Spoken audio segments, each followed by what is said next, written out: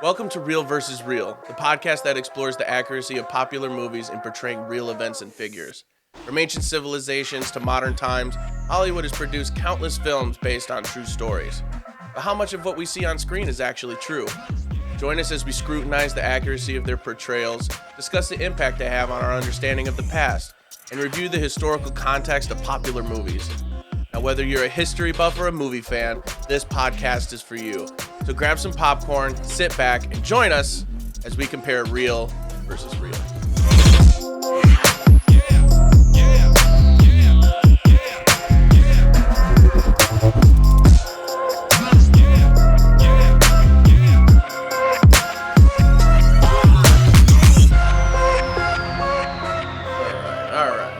All right. Welcome back to another episode of Real versus Real. Today, we're going to go on a quest for the truth alongside Indiana Jones and the Last Crusade. Now, in this episode, we're going to unravel the mystery surrounding the legendary Holy Grail.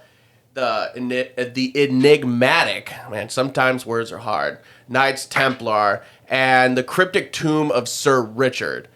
So join us as we explore the historical and mythical origins of the Holy Grail, its significance in various cultures and religions, and how it captivates the imagination in the film.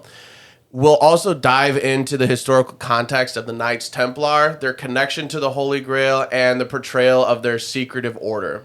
Lastly, we're going to uncover the secrets hidden within Sir Richard's tomb and its pivotal role in the quest for the Holy Grail. So, fasten your seatbelts and prepare for a journey into the realm of legends, knights, and sacred artifacts in Indiana Jones and the Last Crusade.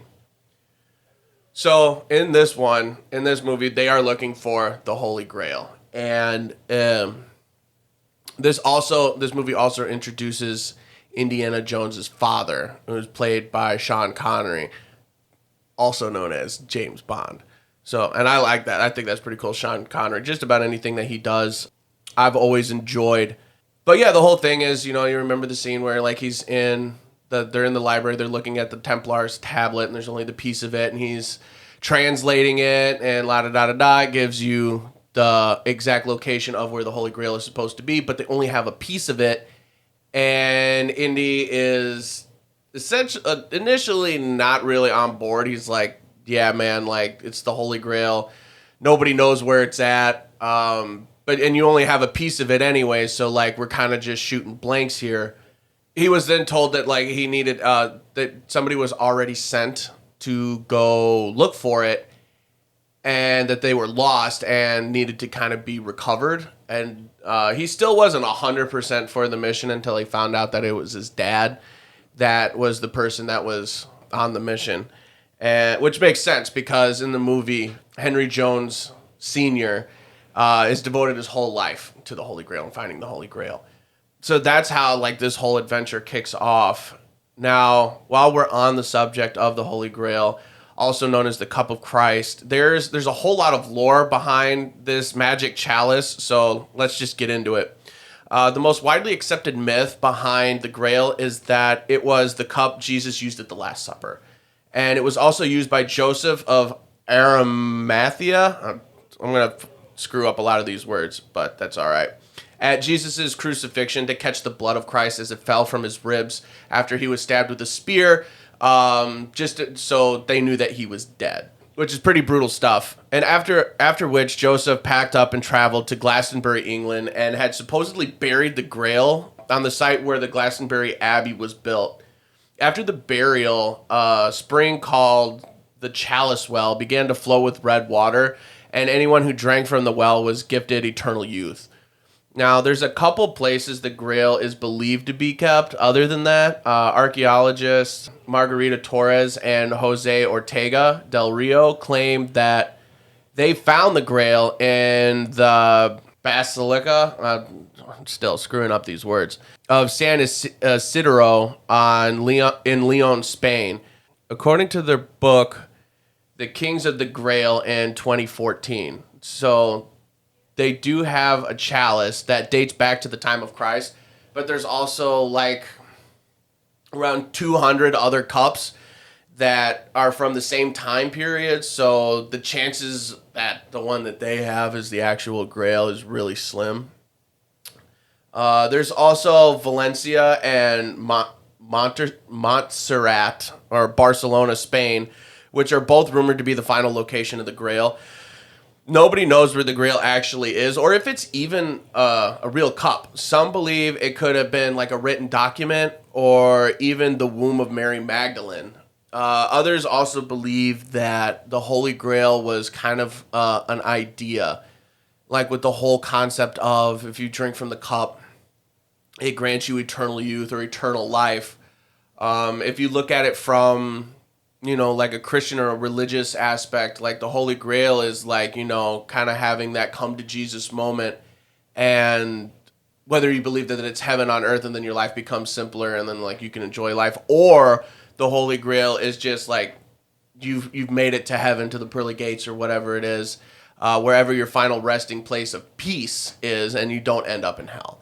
So there's a lot going behind it. There is nothing that actually says that the Holy Grail was actually real, like that the cup is real. It's not even listed in the Bible as a real thing. It mostly comes from like different like secret societies, like the Knights Templar, and that kind of found this, like they saw the picture of the Last Supper, and then like there's also paintings of Joseph with the cup gathering the blood of Christ at the crucifixion, and they kind of just ran with it and came up with their own idea. And they're like, okay, well, this is what we're after. Like this is gonna have it's touched the blood of Christ. Like he was able to turn water into wine.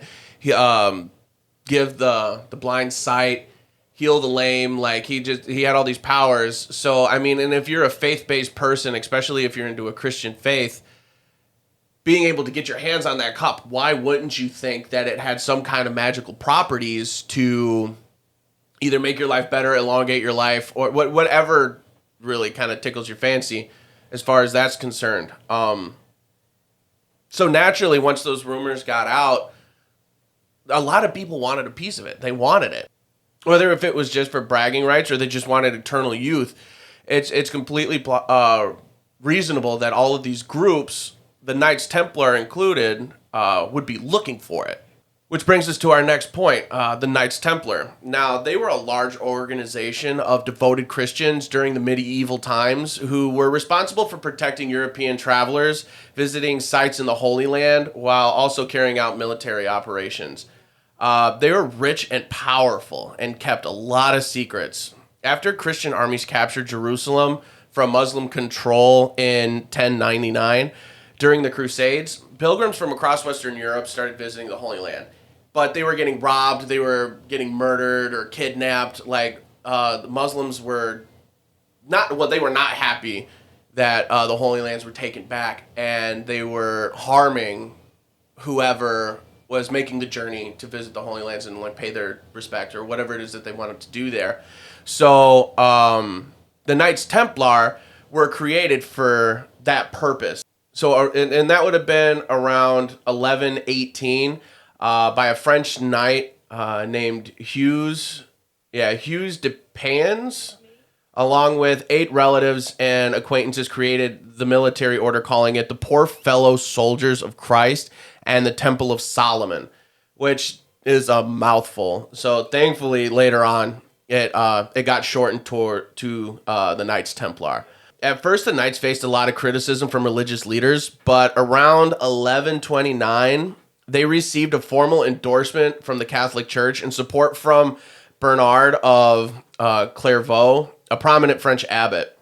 And then a decade later, Pope Innocent II issued a papal bull, which gave the Knights special rights, accepting them from taxes, and were only held to the Pope's authority. So these guys were pretty untouchable. They can kind of do whatever they wanted as long as the Pope was okay with it. And we all know the kind of stuff the Catholic Church used to do to get their point across. So As long as they weren't defacing the name of the church, they could kind of do whatever they wanted. And there's so much behind the history of the Templars, and they have been brought up in countless movies due to their vast wealth and power. They're the main centerpiece for National Treasure, the big treasure that's supposedly behind like Mount Rushmore. They're just all over the place, and for a good reason. They were wealthy and they were very powerful. They are even credited for creating the modern central banking structures that we use today. It's a shame they weren't explored more in the film, aside from the tablet and the three brothers, which one of which stood guard over the Grail for centuries, while another, being Sir Richard, passing away and buried with the key to the location of the Grail.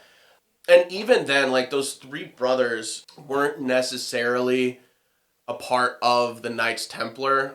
They weren't even real people. They were kind of just put into the movie so they can have a reason. It just made it a little more convoluted, made it more of an adventure to try to find the Holy Grail. Those three brothers didn't exist, but one of them being Sir Richard. So Sir Richard in his tomb. So in the movie, and the opening scene where they're looking at the tablet, and Indy says that there's only part of it here. It gives us locations, but it doesn't say where to start. And he needed to find the rest of the tablet. He needed to be able to get the rest of the inscription so he can translate it and figure out, eventually find out that Alexandretta is the town where they need to start. So let's go back a little bit. So after the three brothers, the Knights of the First Crusade, discovered the Holy Grail, two of them returned to Europe more than a century after initially finding the Grail. Richard, being one of the brothers, died on the route home and was buried inside a stone coffin in Venice, along with his shield, which served as the marker to describe a way to find the Grail. Several other graves were also located in the burial chamber. It wasn't just him. And then the church / then turned into library in the film where Sir Richard was buried. Nobody thought to look there except for Indy's dad. He had it all written down in his little diary. And you remember the scene where they're in the library and they see the big stained glass window, and they're trying to match up all the Roman numerals, and which this part's really funny because at the very beginning of the movie he's talking about how going on all these treasure hunts, X never marks the spot. But then they're looking for the Roman numeral 10, which is an X. And he goes up this spiral staircase and looks down. There's a giant X on the floor, representing the number 10. So he breaks through that and finds that there's a chamber underneath the library. And then that's where Sir Richard's tomb is at. And then, of course, they get in there, they find what they need. He gets the little sketching of the shield to get the rest of the inscription. And then the whole thing gets set on fire by that secret society that's supposed to protect the Holy Grail. I've searched and searched for proof that Sir Richard from the Indiana Jones and Their Last Crusade was even loosely based on King Richard of the Third Crusade. So I could go into all of his adventures during the Crusades and how he basically left the throne to his younger brother, Prince John, who eventually became king. But no such connection exists, which is unfortunate, but that's just how it is.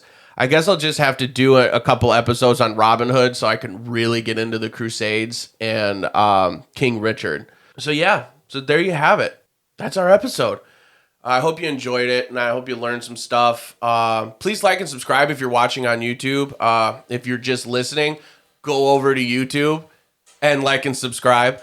And let me know what other movies you'd like for me to review. In our next episode, we're going to go into the fourth film of Indiana Jones and the Kingdom of the Crystal Skull. So feel free to give it a watch before you come back, and we'll learn about what parts of the film are true or not. So until the next episode, peace out, guys. Outro.